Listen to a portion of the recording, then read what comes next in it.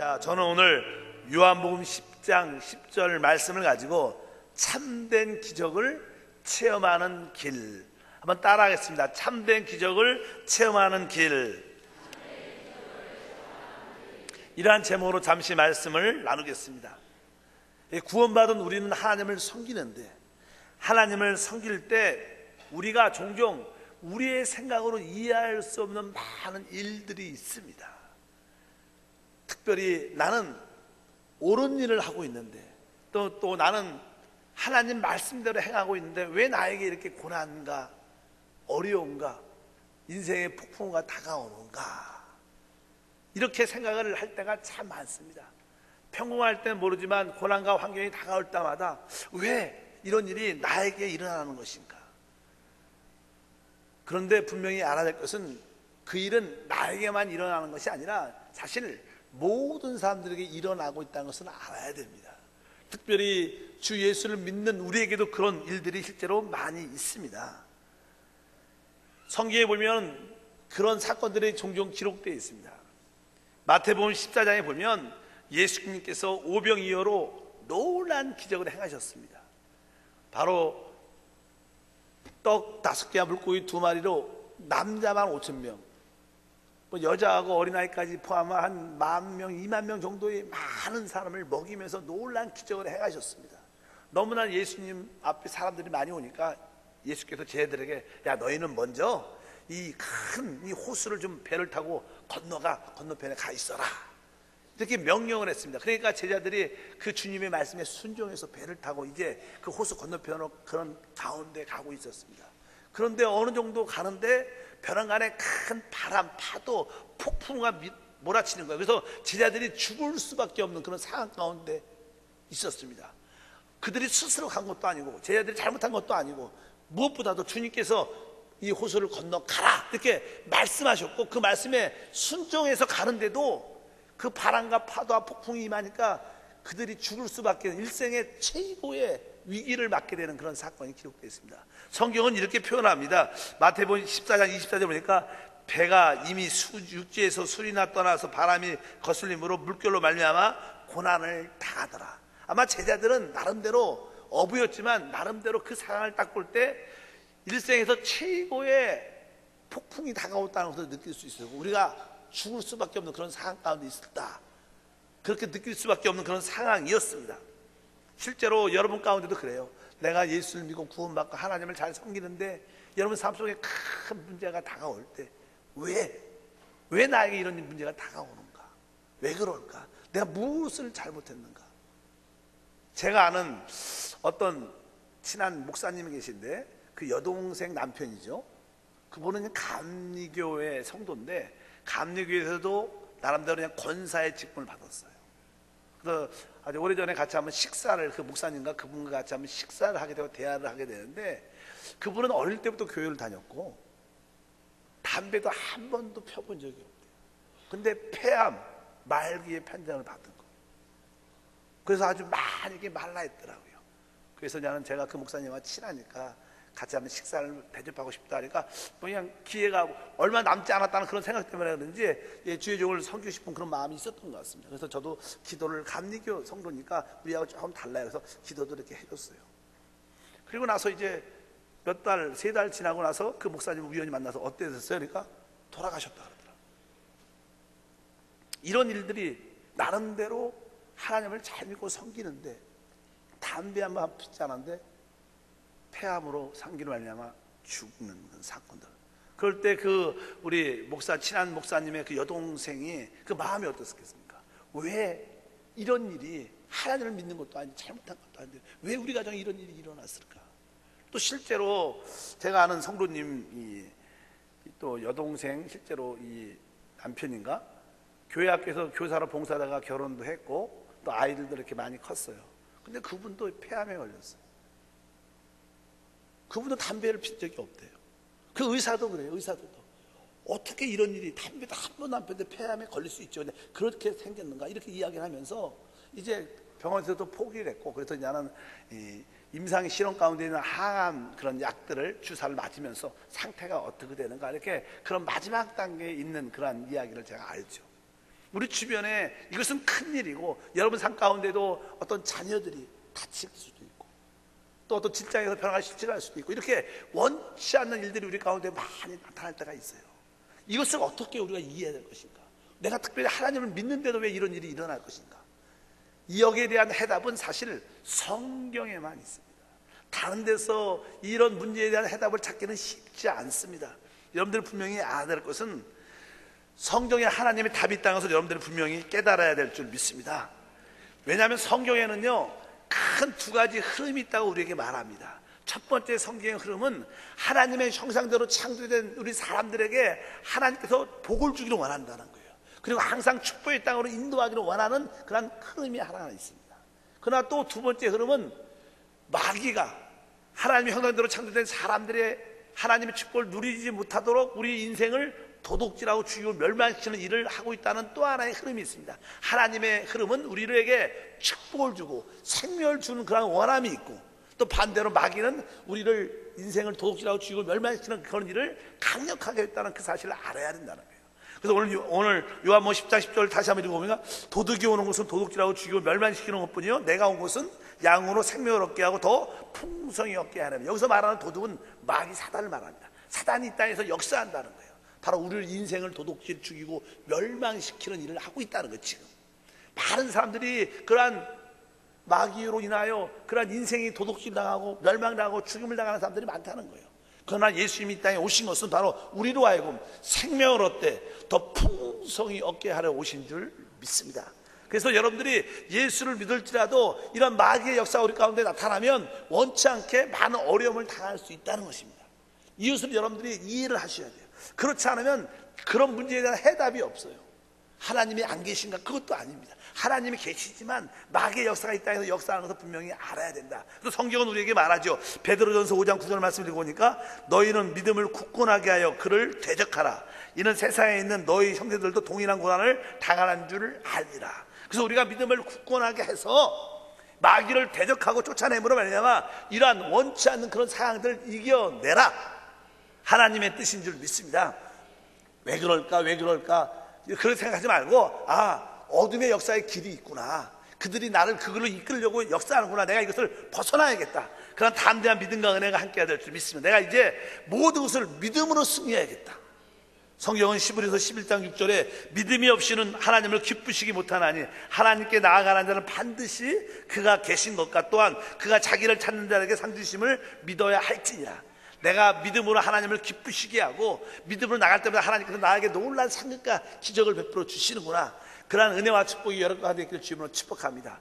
혹시 여러분들도 제자들처럼 고난과 환난과 인생의 풍파 가운데 있다면 여러분 스스로 그 문제를 해결할 수 없다는 거예요. 여러분 스스로 그 문제를 해결하려면 할수록 결국은 실패하게 되어 있습니다. 처음은 반짝 좋아지는 것처럼 보여도 시간이 지나면 절대로 실패하고 어두운 가운데 있다는 것을 분명히 알아야 됩니다. 그것은 우리의 힘으로 이겨지지 않는 겁니다. 왜? 그건 마귀의 역사이기 때문에. 그래서 여러분들이 이러한 고난과 환난 가운데 있을 때 극복하는 첫 번째 방법은 하나님 안에만이 참된 기적이 있다는 것을 믿으셔야 돼요. 이럴 때 우리에게 기적이 필요하죠. 근데 그 기적이 어디에? 하나님 안에 있다는 거예요.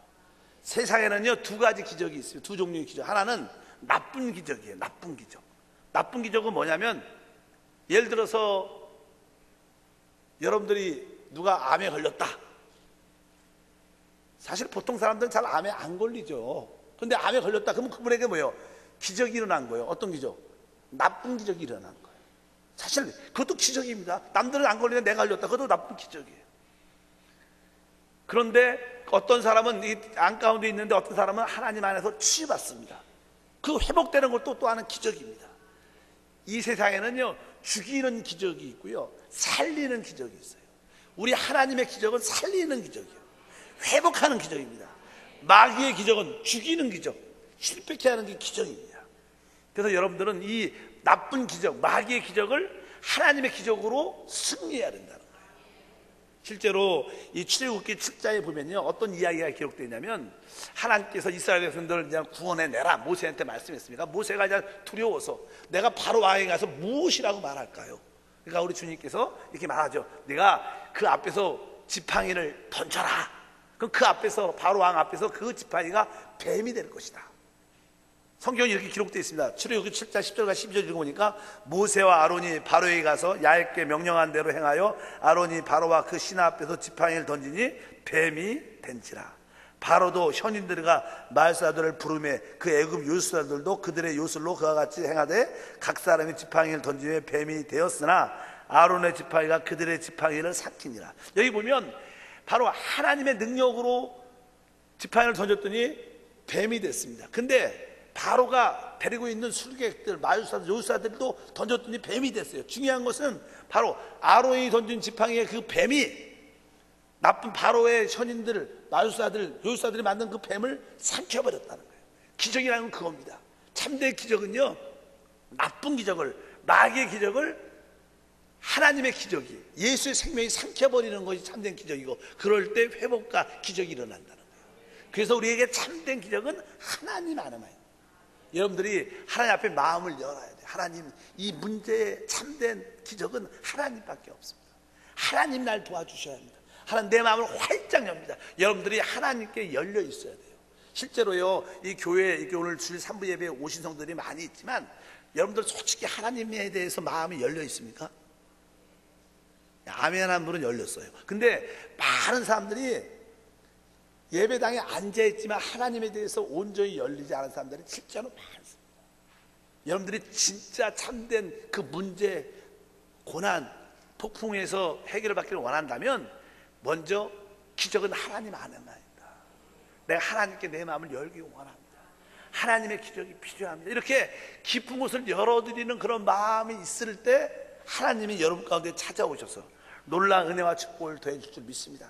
아브라함도 마찬가지. 아브라함도 처음에는요, 하나님의 부르심을 받았지만 자기 뜻대로, 자기 생각대로 모든 것을 해갖고 결국 실패하게 됩니다.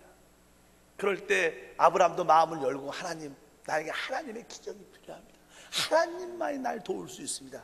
그럴 때 놀란 기적을 체험했기 때문에 아브라함은 고백할 때 이렇게 고백합니다. 로마서 4장 17절 말씀에 그가 믿은 바 하나님은 죽은 자를 살리시며 없는 것을 있는 것처럼 부르시는 이십니다.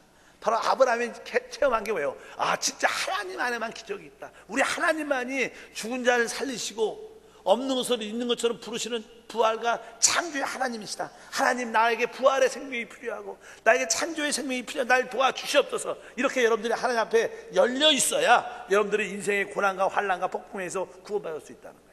여러분 모두가 하나님께 열린 마음을 갖게 주님으로 축복합니다. 두 번째, 우리가 기적을 체험하려면 여러분들이 당하고 있는 고난을 하나님이 알고 있다는 사실을 믿어야 돼요. 여러분들은 하나님의 자녀입니다. 여러분들이 어떠한 고난과 어려움 가운데 있을 때 하나님은 분명히 아으셔요. 보통 여기에 성경에 마태복음 14장에 보면요, 제자들이 주님의 말씀을 듣고 배를 타고 가다가 중간쯤 가는데 바람과 파도가 크게 부니까 배가 뒤집혀지고 죽으려고 그런 상황 가운데 있어요. 그때 그들의 눈에는 예수님이 보이지 않았어요. 하나님이 보이지 않았어요. 그들은 마음속에 우리를 보낸 예수님은 어디 있는가? 우리를 보낸 예수님은 어디 있는가? 예수님이 보이지 않다고 생각을 많이 했습니다. 그런데 그 시간에 정확하게 예수님이 그들을 향해서 물 위에 걸어오고 계셨어요. 믿으시길 바랍니다. 하나님이 여러분이 고난당할 때 분명하게 여러분이 고난당한 것을 알고 계시고 여러분을 향해서 걸어오고 계시다는 거예요. 그럴 때 여러분들이 그분을 부르면 놀란 역사를 찾습니다. 그러니까 하나님이 나의 모든 상황을 아시는구나. 내 아픈 상황, 이 질병의 상황을 아시니까 내가 이제 하나님께 어떻게 부르짖어야겠다. 하나님을 찾아야겠다. 이런 마음을 여러분들이 뜨겁게 가지실 때 하나님의 영광과 축복이 함께할 줄 믿습니다. 성경은요, 우리 하나님이 우리의 안고 일어서는 모든 것을 다 아신다고 말합니다. 마태복음 10장 29절 다 같이 읽어보니까 참새 2마리가 한 아사리온에 팔리지 아니하느냐. 그러나 너희 아버지께서 허락지 아니하시면 그 하나도 땅에 떨어지지 아니하라. 뭐 여러 가지 하나님께 드리는 재물 중에서 아주 참새가 가장 쌉니다. 가격도 낮고 저렴하고. 참새는 또 가치도 별로 없는 거예요. 근데 그러니까 하나도 귀하지 않기 때문에 2마리에 한 아선에 파는 거예요. 그러면 가치가 별로 없는 것인데 우리 하나님이 그렇게 가치 없는 그런 참새 하나일지라도 하나님이 허락지 않으면 그 한 마리도 떨어지지 않는다는 거예요. 그것은 무엇입니까? 하나님이 여러분에 대해서 다 알고 있다는 거예요. 그것을 여러분들 믿으셔야 돼요. 여러분들이 고난 가운데 어려움 가운데 있을 때 하나님 이 상황을 분명히 아신다. 이제 내가 이것을 믿고 하나님 날 도와주십시오. 하나님을 찾으면 하나님이 기꺼이 만나 주신다는 거예요. 성경은 말합니다. 우리 마태복음 7장 7절로 8절 다 같이 합독하면, 구하라 그리하면 너에게 주실 것이요, 찾으라 그리하면 찾아낼 것이요, 문을 두드리라 그리하면 너에게 열릴 것이니, 구하는 이마다 받을 것이요, 찾는 이가 찾아낼 것이요, 두드리는 이에게 열릴 것이다. 우리 주님께서 여러분에게 구해라, 이 시간에 찾으라, 이 시간에 두드리라, 그럼 바로 그 고난과 환난과 폭풍에서 여러분들을 건져 주신다는 거예요. 여러분들이 그런 마음을 갖고 하나님이 나의 모든 상황을 아실 뿐만 아니라 내가 이 시간에 믿음으로 구하고 찾고 두드리면 하나님 주시고 찾아져지고 열려지는 놀라운 역사가 일어난다. 이것을 여러분들 어떻게 믿으셔야 돼요. 우리 하나님은 믿는 자에게 주십니다. 많은 경우에 우리 하나님은 스스로 무엇을 주시지 않아요. 여러분들이 믿어야 되고 기도할 때 주시는 것이 하나님의 영적인 법칙이에요. 우리가 종종 그런 얘기를 해요. 우리가 보통 이 기차는 파워, 추진력, 힘이 있죠. 파워가 있는데, 근데 기차가 아무리 파워가 있어도요, 철길 위에서만 갈 수 있는 거예요. 하나님도 능력이 많지만 기도란 철길이 있을 때만 달릴 수 있는 거예요. 여러분들 어떻게 구해야 돼요. 찾아야 됩니다.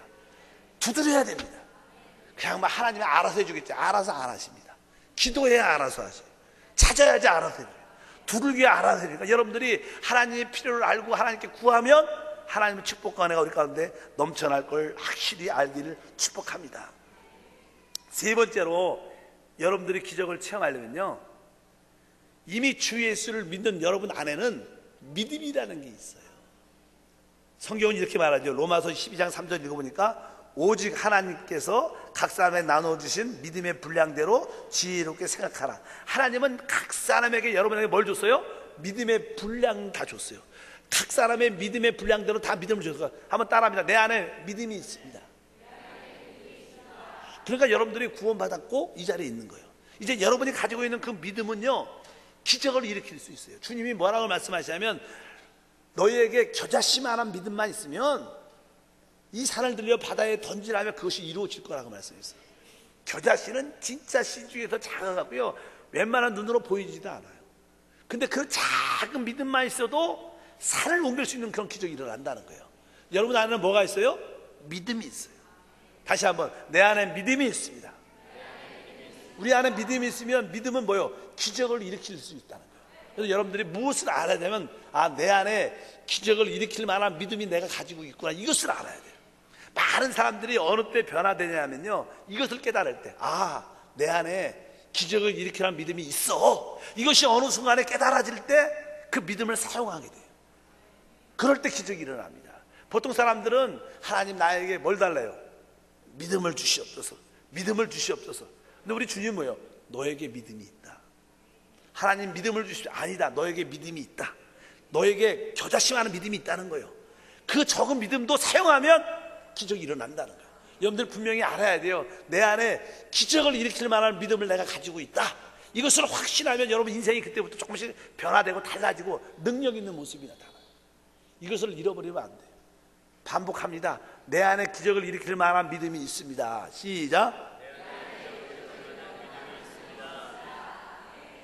기로도 하셔야 됩니다. 다시 한번 시작. 내 안에 기적을 일으킬 만한 믿음이 있습니다.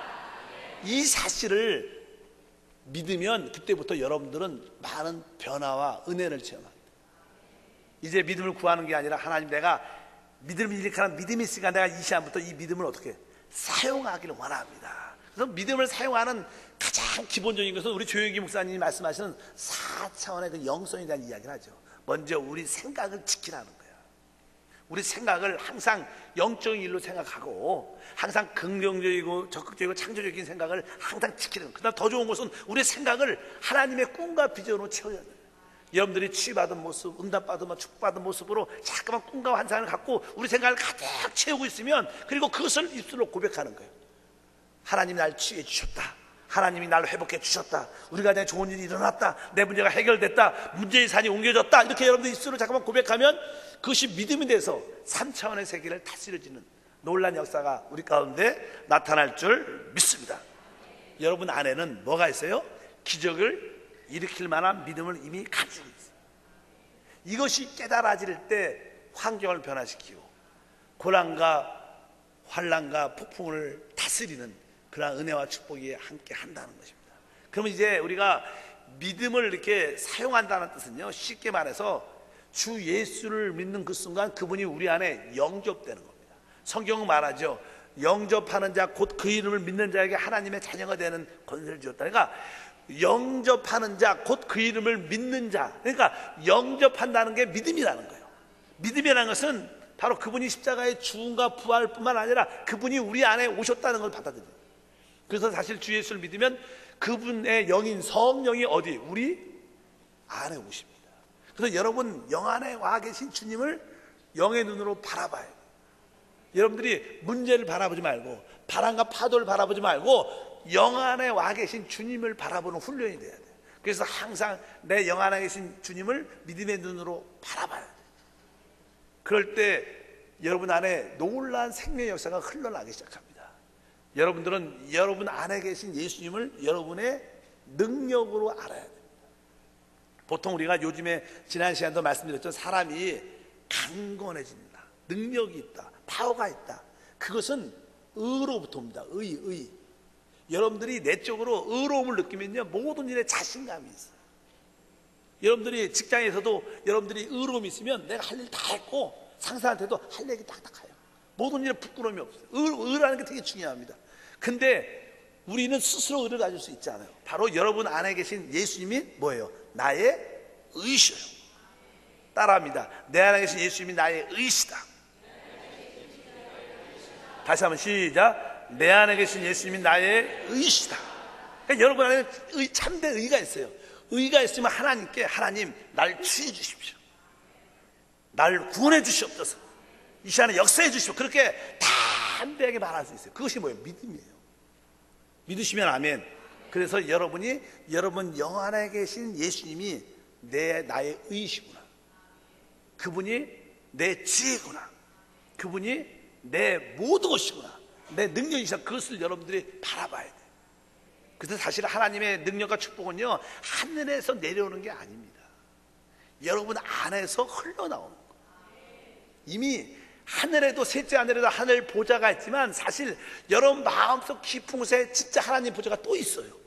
그래서 셋째 하늘에 하늘 보좌가 있지만 우리 심령에도 하나님 보좌가 있기 때문에 하나님의 깊은 곳에서 이게 흘러나올 때 우리 마음이 치유되고 우리 육신도 치유되고 내가 치유되니까 환경도 치유되고 사랑의 관계도 치유되는 거예요.